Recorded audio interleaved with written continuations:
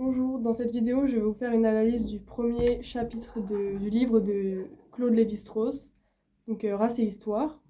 Donc le chapitre s'intitule La naissance de l'idée de race et il propose une analyse critique donc, de la notion de race telle qu'elle a évolué dans la pensée humaine.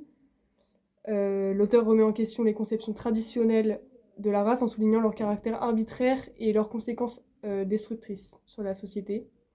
Lévi-Strauss commence par explorer les différentes définitions de la race et démontre que ces classifications ont varié au fil du temps et des espaces. Il souligne aussi l'absence de fondement scientifique et solide, parce qu'en gros, il n'y a aucun fondement sur cette théorie.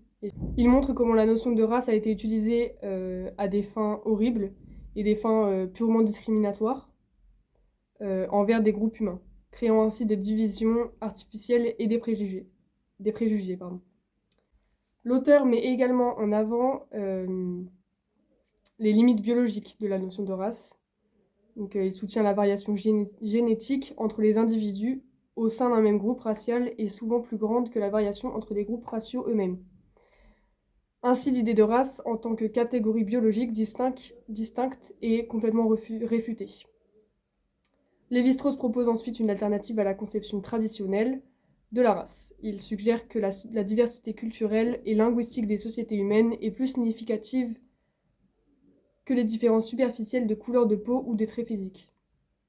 Il affirme que les distinctions culturelles sont le résultat de l'histoire et de l'environnement plutôt que de la biologie. Voilà. Donc, en conclusion, Lévi-Strauss réfute complètement cette théorie de race supérieure et inférieure, et donc met fin à des croyances complètement arbitraires et discriminatoires. Voilà.